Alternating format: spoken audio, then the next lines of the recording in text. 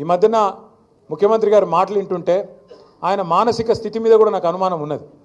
నేను ఊరికేనా అంటలేను, మీరు చూడండి. ఆయన తాపకో తీరుగా మాట్లాడతాడు, ఇటు తిరిగి తొక్కలెక్క మాట్లాడతాడు, ఇటు తిరిగి తొక్కలెక్క మాట్లాడతాడు. ఆయన అపరిచితుడు సినిమా చూసిరా మీరు? అపరిచితుడు చూసిరా? అందులో ఒకటే మనుషులు ఇద్దరు ఉంటారు, ఒకడు రాము, ఒకడు రెమో. వాడే ఇదంటాడు, వాడే అదంటాడు.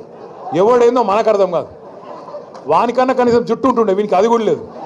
వీడు ఎప్పుడేం మాట్లాడతాడో తెలియదు. ఒక్క మాట మీరు ఆలోచన చేయండి. బయట ఏం చెప్తాడు రేవంత్ రెడ్డి? నన్ను ఎవడు నమ్ముతలేడు మార్కెట్లో, నేను ఢిల్లీకి పోతే అపాయింట్మెంట్లు ఇస్తలేరు, చెప్పులు ఎత్తుకపోతున్నామో అని అపాయింట్మెంట్లు ఇస్తలేరు. ఇది ఆయననే చెప్తాడు. మళ్ళీ అసెంబ్లీకి వస్తాడు, నేను 1,58,000 కోట్ల అప్పు చేసిన అని ఆయనే చెప్తాడు. మరి నీ ఎవడు నిజము? బయట అప్పు ఉడతలేడన్నోడు నిజమా, లేకపోతే సంవత్సరం లోపలే 1,58,000 కోట్ల అప్పు చేసినానోడు నిజమా? చెప్పడు మనకు.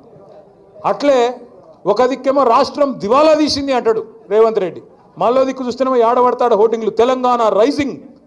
తెలంగాణ రైజింగ్ అయితే మరి దివాలా ఎక్కడ తీసింది? దీనికి సమాధానం చెప్పడు.